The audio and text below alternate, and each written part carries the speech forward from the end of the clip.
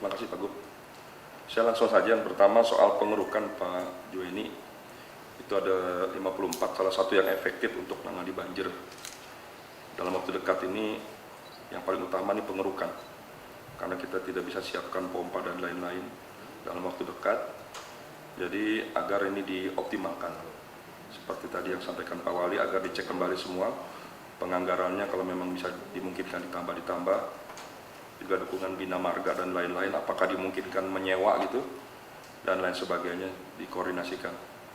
Dan kalau bisa nanti kan Pak Juweni sampaikan udah ada monitoringnya Pak yang ini, agar setiap eskavator itu dipastikan mana yang beroperasi, mana yang rusak, mana yang standby dan sebagainya, dioptimalkan, termasuk yang rusak segera diperbaiki. Kemudian diatur tidak hanya jam kerjanya dipastikan, tapi target per eskavator atau per alat itu berapa per jam per harinya, itu harus dipastikan supaya jelas sekali target. Kemudian diprioritaskan bagi daerah-daerah yang berkontribusi besar terhadap penurunan banjir. Jadi jangan sembarangan di eskavator, tapi dipilih titik-titiknya, karena waktu kita terbatas dengan keterbatasan alat. Nanti mohon saya dibikinin dashboardnya Pak, di monitor biar saya setiap hari bisa cek. Kemudian yang kedua terkait dengan folder. Tadi soal pompa harus segera diservis yang belum, usia dan letaknya betul tadi Pak Wali. Coba dievaluasi, saya dengar juga begitu. Ada letak yang perlu diangkat, saya kira ada waktu nih kalau mau dikerjakan. Saya kira biayanya tidak terlalu mahal. Kemudian terkait pengadaan pompa yang stasioner, ini harus diupayakan, ini nggak bisa dikerjakan tahun depan, ini harus tahun ini dimulai regulasinya, multi-years-nya, Biro Hukum dan sebagainya didukung supaya tahun ini dimulai. Karena kalau tidak tahun ini dimulai, awal tahun 2021 tidak bisa berfungsi, bahkan di awal 2022 jangan-jangan nggak keburu, terlambat ini. Jadi jangan nggak enteng ini. Jadi harus dimulai sekarang. Saya kira regulasinya didukung lah secepatnya. Pak Bles tolong dibantu Pak Bles. Jadi Pak Bles jangan nunggu dari Biro Hukum, dari yang lain. Pak Bles yang di depan ini yang memastikan apa yang harus disiapkan oleh teman-teman yang lain gitu Pak. Jadi Bapak yang mengejar gitu. Bapak bikin timeline-nya untuk lelang dan sebagainya, sehingga yang lain dikejar untuk menyesuaikan timeline Bapak. Jadi bukan Bapak yang nunggu dari yang lain. Kalau Bapak nunggu yang lain nggak kelar tuh. Jadi itu penting soal pengadaannya pompa. Kemudian berikutnya, jadi semua unit harus mendukung ini supaya ada percepatan terhadap pengadaan pompa ini, khususnya pompa stasioner, sehingga kita bisa pastikan di banjir awal 2022 itu udah mulai. Kalau tadi kan di timeline antara Februari Maret, saya takut meleset tuh Pak Juweni itu. Percepatan supaya di akhir 2021 udah selesai. Kemudian terhadap rumur resapan ini yang perintah Pak Gubernur, ini merupakan gerakan besar ini, sumur resapan drainase vertikal ini harus dikawal oleh semuanya. Dipastikan gerakan ini memberdayakan masyarakat supaya masyarakat punya tanggung jawab dan ikut membantu mensosialisasikan. Jadi nggak ada lagi nanti yang protes sama gubernur ini, merasa dilibatkan dan merasa bahwa ini tanggung jawab mereka. Nah, namun demikian Pak Juweni ini harus hati-hati juga. Kita melibatkan masyarakat kadang-kadang ece-ece asal sekedarnya aja dia tuh. Kualitasnya juga jangan sampai nanti kualitasnya malah bermasalah. Kita ngabisin ngaramin laut nanti keluar uang tapi 1-2 tahun rusak. Nah, tolong diperhatikan nanti Pak Juweni ini dibuat standarnya, SOP dan sebagainya, mekanismenya, supaya kalau masyarakat nanti dilibatkan tetap hasilnya baik. Tapi pengertian masyarakat atau ormas ini Pak Juweni bukan semuanya dikasih mereka asal ada aja lah berapa yang pantas. Terlalu besar juga nggak bagus, nanti hasilnya nggak ini. Kita cuma ingin masyarakat tahu bahwa urusan banjir ini tanggung jawab kita bersama, dan mereka nanti menjadi bagian ini supaya mereka ikut mensosialisasikan bahwa ini gerakan dalam rangka pencegahan banjir. Dalam rangka libatkan ormas, elemen masyarakat, nanti mereka membantu mensosialisasikan. Tapi prinsipnya kualitas didahulukan. Jadi dua ini tadi yang paling utama nanti yang akan mengurangi banjir di awal tahun depan itu. Tadi terkait pengerukan kali waduk situ atau embong, dan juga drainase vertikal atau sumur resapan. Kemudian berikutnya soal pengadaan tanah. Ini juga tolong mindset kita rubah. Pengadaan tanah itu mengikuti apa yang menjadi prioritas kita. Prioritas kita itu berdasarkan tanah mana, lahan mana yang memberikan kontribusi terbesar terhadap pencegahan, penanganan atau penanggulangan banjir itu. bukan ngikuti maunya yang punya tanah, apalagi ngikutin sebelah atau ngikutin maunya calo-calo, itu bukan. Tolong ini menjadi prioritas, jadi dirubah lah. Kita semua memang teman, mungkin semua malah saudara, tapi tetap prioritas kita pada kontribusi yang paling besar terhadap penurunan angka banjir ini. Kemudian juga Pak Juweni itu kan waktu saya ninjau di mana Pak Wali itu, Muara Angke ya? Yang tadi sampaikan Pak Wali itu, saya hitung cuma ada lahan yang cuma 800 meter, cuma PLCL cuma 330 meter, itu bertahun-tahun nggak selesai kan, anggarannya nggak sampai 5 miliar padahal.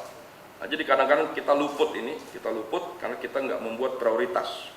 Padahal kalau itu tertangani nggak sampai 5 miliar, bisa menyelamatkan berapa kelurahan itu. Kebetulan Pak Gub nih, kampung saya lagi. Saya dari kecil sampai hari ini banjir terus tuh di komplek Departemen Agama. Ternyata setelah saya cek sama Pak Wali, ya Allah urusan cuma 5 miliar. Tanah yang cuma 800 meter belum dibebasin, sama filsafnya cuma 330 meter. Ya Allah gitu. Jadi udah panjang, tinggal sedikit nih kayak gini-gini nih. Luput kalau nggak kita cek. Nah, mohon perhatian Pak Juweni ya. Pak Juweni udah insya Allah tahun ini bisa selesai, sehingga awal tahun depan nggak ada banjir nih, dikerjakan. Kemudian yang berikutnya BPBD Pak, mungkin Pak Sabdo, ini kan udah bisa terpetakan Pak, kita udah bisa memperkirakan banjir di titik mana, daerah mana, masyarakat terus disosialisasikan. Jadi yang pertama disiapkan Pak alat-alat apa yang dibutuhkan, kalau memang harus ditambah segera diajukan supaya kita bisa menganggarkan dan lain sebagainya. Kemudian yang nggak kalah penting, dimungkinkan nggak masyarakat tuh udah tahu Pak, oh nanti kalau banjir antara bulan ini, minggu ini, kisaran tanggal ini sampai tanggal ini, ya kalau ngungsi itu kemana gitu Pak. Jadi seperti semua tuh udah tahu kita, oh rumah saya ini bakal banjir kira-kira bulan ini, tanggal ini. Terus ngungsinya ke sini gitu Pak. Jadi udah disiapin tempat-tempat pengungsinya. Itu menunjukkan bahwa kita punya perencanaan yang baik. Kemudian Pak Bles tadi soal lelang, tidak hanya waktunya Pak Bles nih harus ada terobosan-terobosan, tapi jangan meninggalkan kualitas. Tadi soal katalog juga penting Pak Bles, ini soal agar banyak pilihan dan berkualitas. Karena permainannya sekarang orang itu, ya pengusaha itu mainnya di katalog dia. Yang di lobi itu ya yang menentukan masuk nggak masuk katalog Pak. Bukan Pak Gubernur, Pak Sekda atau Wagub yang di lobi itu menentukan katalog, masuk di situ aman dari. Nah ini jadi Pak Bles penting di sini nih, supaya betul-betul banyak pilihan dan berkualitas gitu. Ini juga penting karena sekarang modelnya begitu nih, harus hati-hati gitu. Memang kalau pengusaha di mana-mana paling pintar dan tahu caranya gitu. Kemudian yang terakhir, tadi Pak Sekda nyinggung soal JGC, saya udah ninjau bersama Pak Wali, Pak Kadis dan Pak Asbang. Itu betul tadi, kalau dikeruk itu bisa optimal tuh Pak. Coba dikerjasamakan mana menjadi tanggung jawab kita, mana jadi tanggung JGC untuk dikeruk di waduk yang ada. Kemudian pompa itu yang menjadi kesepakatan itu bisa ditindaklanjuti. Kita udah tindak lanjuti ke owner, ke si Charles William itu pemiliknya modern. Mereka mau, cuma harus terus dikejar Pak. Dari tim saya sudah ngejar, udah menemui. Itu ada miskomunikasi aja tentang apa yang kita diminta dan apa kesanggupan mereka. Yang diminta tuh awalnya pompa kita ya Pak Yus ya, terlalu berlebihan gitu, terlalu besar gitu. Jadi ini harus disesuaikan. Kemudian karena mereka tuh kadang-kadang pengusaha nggak berani ngomong juga, tapi diem gitu. Nah ini harus kita tindak lanjut. Terakhir itu kemarin waktu kita ninjau ada terobosan bikin sodetan ya Pak ya, sama pintu air. Ini bisa ditindaklanjuti, kita udah koordinasi sama PUPR, PPR menyetujui dan akan mengeluarkan rekomtek. Mungkin itu sementara Pak Bu.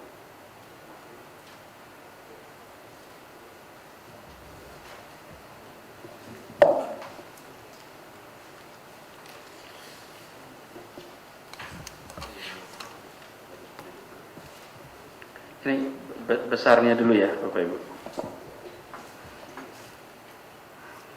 Kira-kira gini, satu adalah soal pengendalian dampak banjir. Nah, pengendalian dampak banjir ini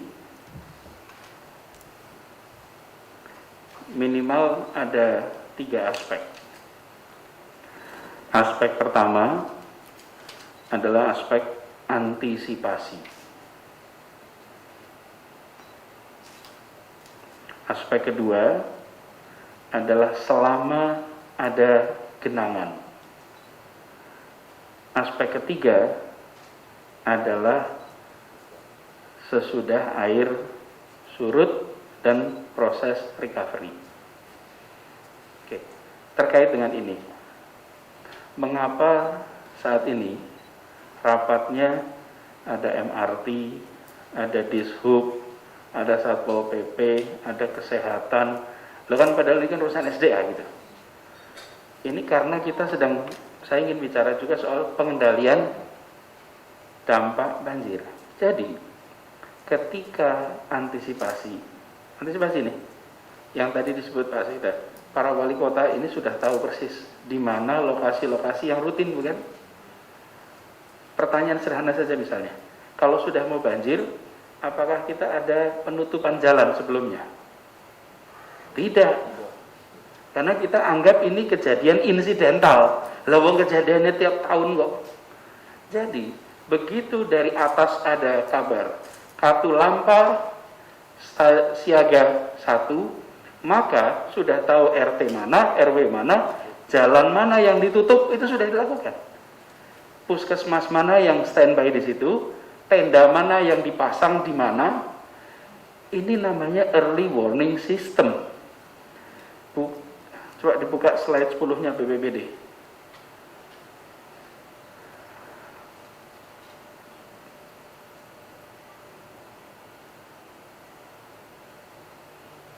Ini bukan early warning system, ini TOA. Ini TOA. This is not a system. Ini TOA ini. Sistem itu kira-kira begini. Kejadian di Katulampa air sekian, keluarlah operasionalnya. Dari Dishub, kesehatan, MRT, Satpol, seluruhnya itu tahu wilayah mana yang punya resiko. Jadi, sebelum kejadian, kita sudah siap. Hari ini kalau kejadian kita kedandapan terus, seakan-akan ini banjir pertama gitu. Dan tanah ini tuh udah puluhan tahun kena banjir. Tapi cara kita menanganinya itu ad hoc. Karena itu saya sampaikan pengendalian banjir itu minimal tidak kemana. Nah ini BPBD koordinir ini. Siapkan protapnya dan petanya. Kalau peta banjirnya sudah ada, tapi turunan dari itu belum ada. Cuman ada RT RW. Di ruangan saya itu ada peta banjir. Peta itu ada gambarnya, tapi tidak ada next-nya itu apa. Nah, Diskominfotik punya data lintas waktu, betul Bu? Di situ ada rekornya, Katulampanya sekian, Depok sekian, Manggarai sekian, wilayah mana yang terkena banjir. Itu sudah langsung menjadi algoritma. Algoritma itu sudah bisa langsung dipakai untuk memprediksi dan sudah langsung bisa dipakai untuk langkah persiapan. Jadi, yang terkait dengan pengendalian dampak ini, itulah sebabnya kita semua ketemu di sini keroyokan. Nah, ini harus jadi dalam waktu kurang dari 2 minggu. Lengkap itu 3 aspek ya. Lalu yang kedua adalah selama air menggenang. Selama air menggenang ini, mau dikemanakan ini? Kalau tahun lalu kita masih lebih leluasa, belum ada COVID. Sekarang ada COVID. Pengaturannya bagaimana? Nah, selama menggenang, SDA kerja, sedot, kemudian semua aktivitas-aktivitas selama menggenang itu disiapkan. Lalu saat air surut itu kan belum selesai itu. Habis itu ada proses pembersihan dengan disinfektan. Habis itu ada antisipasi untuk recovery sosial ekonomi.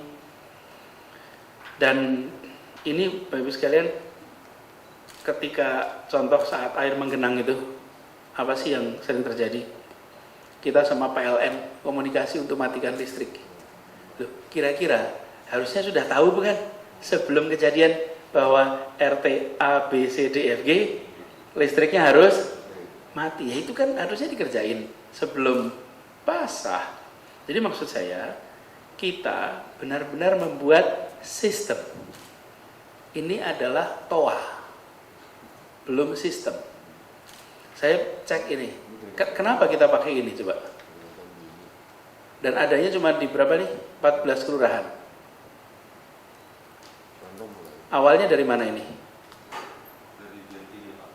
Bukan, dapatnya dari mana awalnya? Dari Jepang. Dari Jepang ini. Hibah. Sesudah hibah? Pengadaan. Pertanyaan sederhana. Kenapa di Jepang pakainya begini ya? Kenapa? Persis. Persis. Kalau banjir kira-kira antara peringatan dan kejadian berapa menit, Bapak Ibu? Lama lah, kenapa pakai alat begini? Ini dipakai karena tsunami. Kenapa? Begitu ada tanda gempa, harus ada warning tsunami, maka pemberitahuannya harus cepat. Loh, kalau Katulampa sampai Jakarta berapa jam? Oke, bisa beritahu pakai apa? Iya, segala macam bisa. Perlu pengadaan? Nah, perlu. Semua masjid bisa dipakai, semua WA sudah dipakai. Ini adalah cara promosi paling bagus. Hibah dulu, habis itu pengadaan. Oke? Dan strategi mereka sukses. Lalu kita belanja terus ke Jepang. Ini buat apa? Ini untuk kasus yang immediate boleh nih. Kalau kita punya musuh perang, nah ini perlu nih. Oke? Karena pesawat udara mau lewat, lalu ini warning sistemnya cepat. Tapi kalau tidak, nggak perlu ini semua. Jadi jangan diteruskan belanja ini. Dan ini boleh jadi museum ini. Contoh sukses promosi barang, Pak. Betul, Pak? Caranya hibah dulu, kemudian kita suka, lalu kita nggak berpikir maksudnya. Kita berpikir alatnya. Padahal maksudnya ini akhirnya menjadi nggak relevan. Coba kalau dicek berapa yang nggak berfungsi. Pas kemarin berapa? Pas kejadian kemarin. Bapak belum tugas mungkin. Nah, itu banyak yang tidak berfungsi. Pada saat lebih baik early warning sistemnya gunakan WA, masjid yang punya speaker ada di mana-mana. Nggak, contoh saja Bapak sekalian. Jadi ini Pak sudah terlanjur ada ya dipakai gitu. Tapi tidak usah ditambah. Lalu bangunnya sistem, jangan bangun TOA seperti ini. Itu terkait dengan pengendalian dampak. Ini within 2 weeks harus sudah selesai, dan kalau bisa ini sudah seperti buku pegangan yang setiap RT, kemudian RW, lurah, camat, semuanya sudah punya pegangan nih. Urutannya seperti ini. Nah, di awal mungkin bentuknya manual, tapi idealnya ini digital.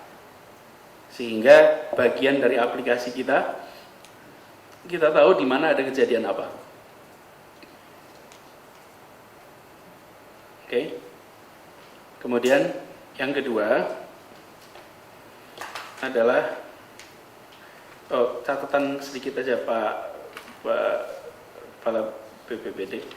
Ini kalau bisa gunakan basisnya jangan RW Pak, tapi gunakan basisnya RT Pak. Jadi basis informasi tentang banjir itu Pak, coba lihat slide 3. Para bapak-bapak, para wali kota juga, ke depan kita jangan gunakan RW lagi Pak, tapi gunakan RT. Kalau gunakan RT kita akan bisa ngukur secara lebih akurat titik-titiknya. Jadi jangan lagi ada pakai RW. Ini kalau mau lebih besar lagi prosentasenya ganti kelurahan Pak. Lebih besar lagi ganti kecamatan. Nah, kita pakai RT sehingga lebih akurat dalam menggambarkan kondisinya. Lalu, nah, ini yang membutuhkan kita semua di sini, Bapak Ibu sekalian. Ini yang harus jadi, dan ini harus jadi dokumen, kalau bisa aplikasi, Bu Gadis, untuk para RT, RW, FKDM, tokoh masyarakat itu semua punya. Lalu pengadaan alat ini, Pak, alat ukur, coba lihat slide-nya Pak Kadis SDA. Kita selama ini punya alat ukur berapa, Pak?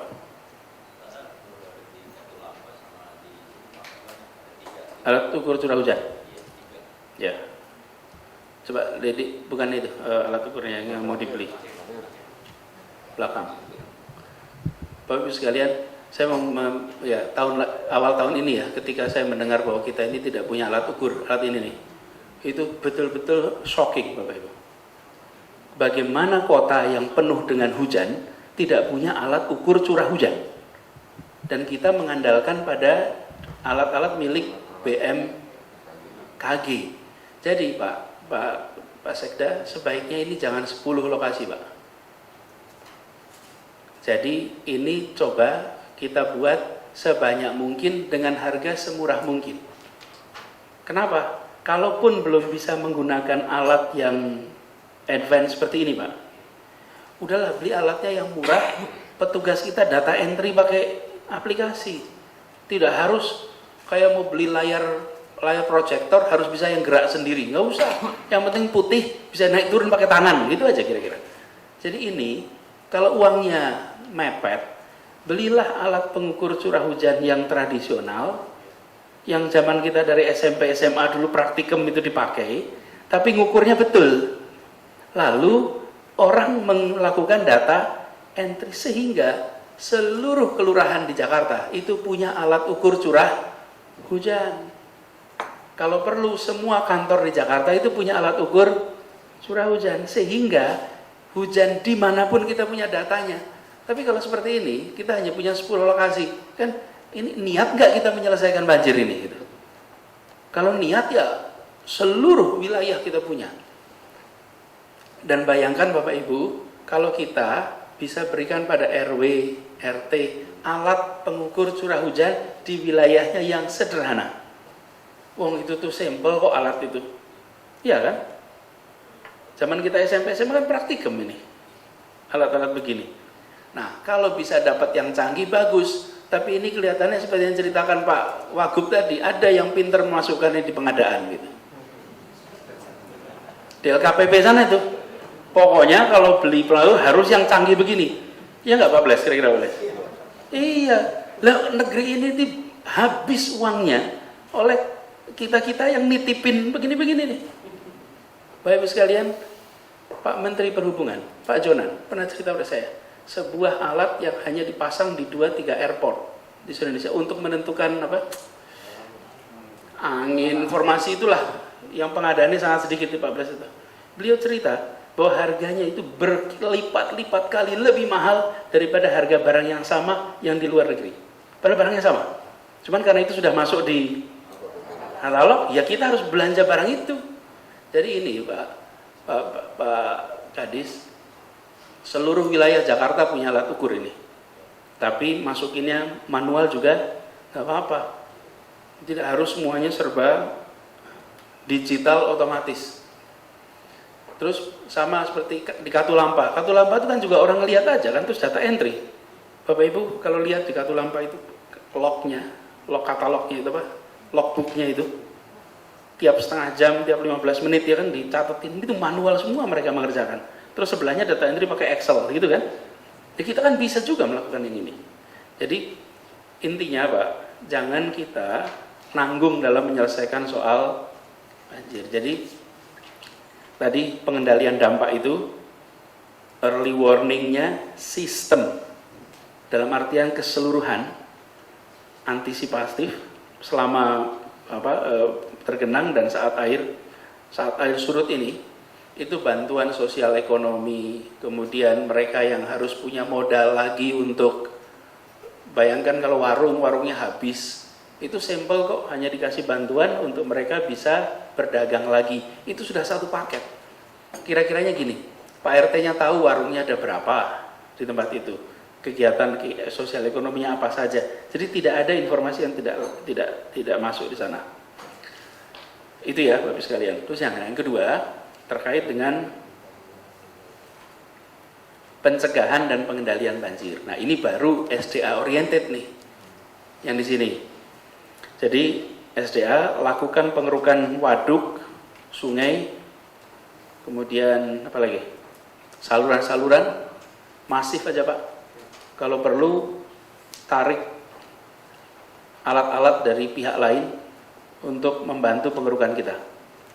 Ada pertanyaan sederhana yang waktu itu saya sampaikan pada saat kita pertemuan awal Januari.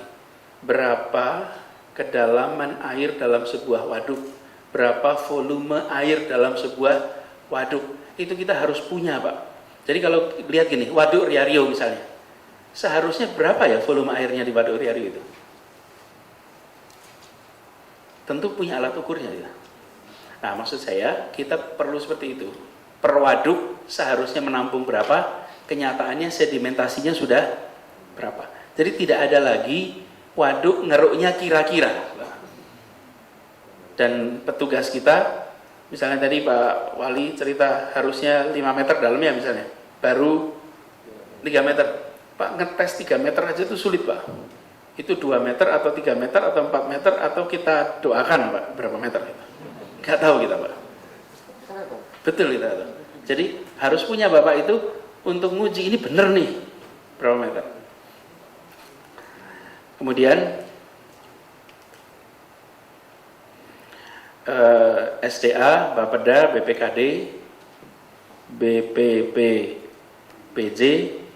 Mahasisten, ini memastikan seluruh anggarannya Pak.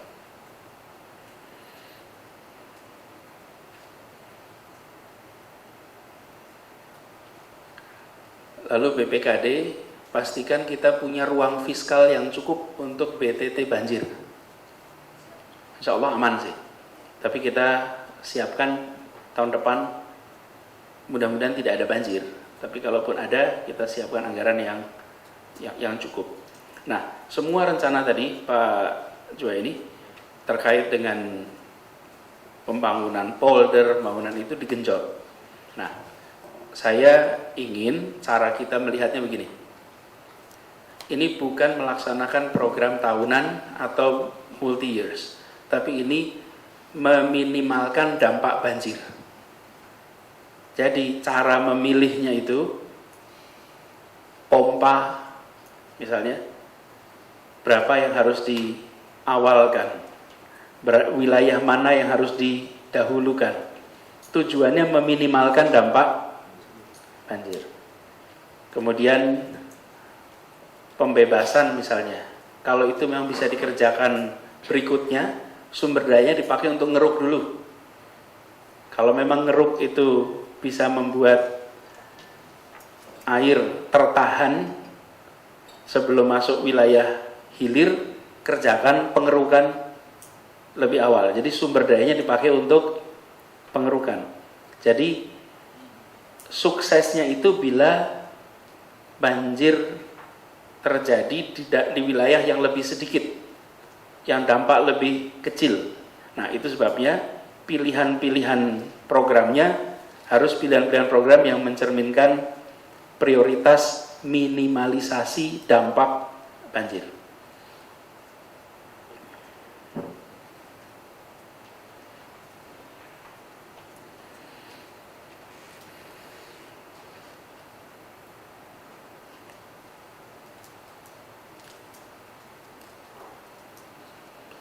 Kita perlu ingup Asbang soal ini.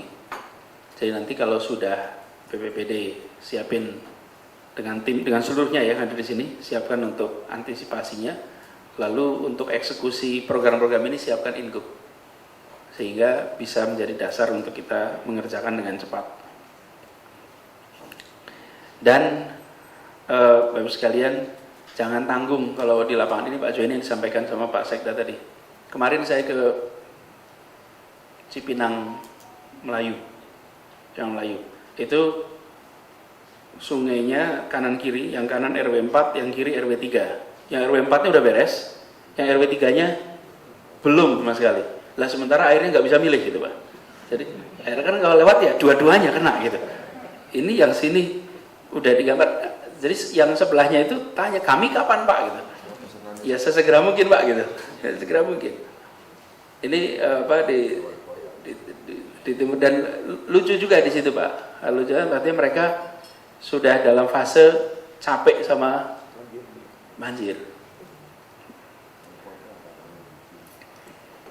RW 03 belum ada gambar dari BPN, kendalanya di BPN. RW 04 dengan BPN sudah, hari ini mereka musyawarah. Jadi Bapak Ibu sekalian, Pak Sekda, apa yang sudah direncanakan oleh SDA tadi, Pak Asbang disebut, logikanya sederhana sekali, bahwa air turun di hulu itu yang datang jadi kiriman, air turun di kota itu yang harus masuk drainase vertikal, air naik di laut itu yang harus ditampung dengan tanggul. Jadi udah 3 itulah front kita. Ya, kita buat sebagai proses yang sampel, air yang turun dikendalikan, waduknya didalamkan, diluaskan, volumenya besar, saluran dibesarkan, yang vertikal digenjot. Ini yang vertikal ini harus bisa tahun ini. Harus bisa tahun ini. Jadi tahun ini kita harus bisa membebaskan Jakarta dari genangan karena hujan lokal. Minimal hujan lokal kita bisa kendalikan. Hujan dari hulu itu lintas wilayah. Jadi kita perlu waktu ekstra. Dan jangan sampai ada urusan-urusan kecil yang tidak diselesaikan hingga tuntas. Yang ceritakan Pak Wagub tadi, ternyata hanya urusan sodetan kecil ya, sodetan kecil. Jadi pastikan itu aman semua.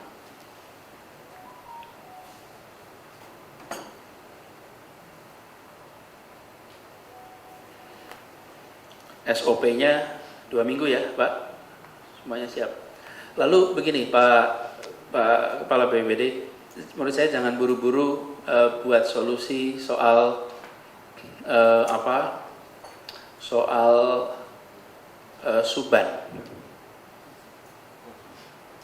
subbandit ya, belum tentu itu solusi. Lebih baik punya koordinat, punya pasukan lebih banyak yang bisa dikerahkan ke semua wilayah, supaya tidak terbatas oleh wilayah-wilayah administrasi. Karena Jakarta itu berbeda dengan provinsi lain. Provinsi lain itu memang jangkauan dari kantor provinsi ke kabupaten-kabupaten itu jauh sekali. Kalau di Jakarta itu sebetulnya terjangkau. Justru kalau kita sering semua yang sifatnya respon cepat, kalau dibagi efeknya, salah satu efeknya nih, yang tidak terkait cenderung tidak respon cepat. Jadi kalau misalnya ada kejadian kebakaran di Jalan Sudirman sisi timur, itu masuknya Jakarta Selatan. Nanti yang Jakarta Pusat yang nggak respon, itu kan wilayah Jakarta Selatan. Padahal satu garis beda wilayah administrasi. Jadi sebaiknya jangan buru-buru solusinya soal struktur, tapi lebih pada pasukan. Saya dengar dari Pak Wagub perlu ada kebutuhan untuk PPSU. Kalau perlu tarik PPSU jangan per kelurahan, tapi per kecamatan, tiap kelurahan sumbang 1, sehingga di level kecamatan ada 1 pasukan yang bisa dikirim kemana-mana. Daripada 1 orang 1 kelurahan, mereka susah cari anak buah juga nanti, ya. Begitu Bapak Ibu sekalian. Jadi jangka pendeknya kita punya SOP yang lengkap, jangka menengahnya punya pengendalian air yang baik pimpin SDA. Pak Asbang dikoordinasikan semuanya ya. Yuk. Izin Pak Gubernur, MRT fase 2 kira-kira Desember ini sudah kerja di segmen Hayamuruk belum ya, di bawah Kali Ciliwung Lama itu ya. Takutnya nanti ini menghambat aliran Ciliwung Lama karena proyek MRT fase 2. Mohon penjelasan singkat.